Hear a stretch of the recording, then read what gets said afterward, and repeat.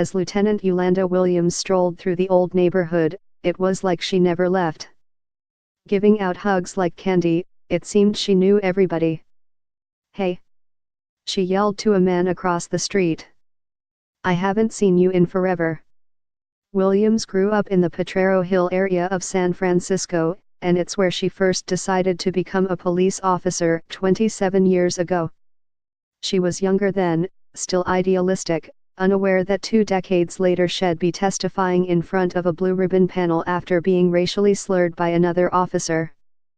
Across the country, in Pittsburgh, Officer Andre Wright, 29, is still young enough to retain his optimism about police culture, wise enough to remember the streets that raised him. As he drove through his old neighborhood, Homewood, he let out a sigh. And a smile. "It's still a bit depressed, they're working on it. This is where I am from. These are my people, it is what it is," Wright said. These two officers toe a delicate line. At a time when tensions between police and black communities are explosively high, both Wright and Williams seem caught in the middle of a precarious balance, as one officer put it, 2 black for the badge and 2 blue for the hood. As part of a partnership with ESPN's The Undefeated, Nightline spent time with these officers for our series collaboration, Black and Blue. The Walt Disney Company is the parent company of ABC News and ESPN. "I am always going to be black, but I am only blue as long as I continue to wear the uniform," Williams said. Watch the full story on Nightline tonight at 12:35 a.m. E.T. calling it out. Williams' life has seen many acts.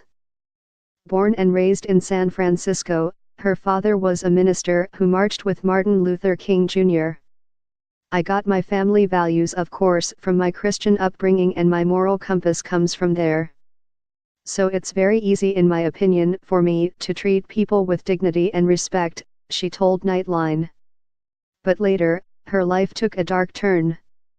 She moved to the People's Temple compound, Indiana, in 1977 when she was 21 years old.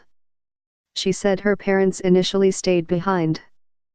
"I was married, had a baby. My marriage was approved by Jim Jones," Williams said. "I was actually about 11 or 11 and a half when I joined People's Temple as a little child."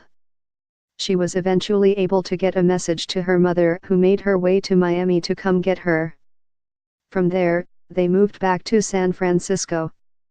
"We have to leave a legacy that would make the ones who come after us totally proud to say they knew you or they were part of your bloodline," Williams said. "So for me, each day that I live, I feel that I am living for the 900 people who lost their lives in Jonestown, who were my family members as well." As she grew older, she tried out a few careers before settling into hospitality management. She bought a home in the Bayview community and soon became disgusted by what she saw: the drug deals in front of her home, constant gunfire and violence. So she took to the streets. "I complained about police cars. They just drove by the area like they didn't even exist," she said.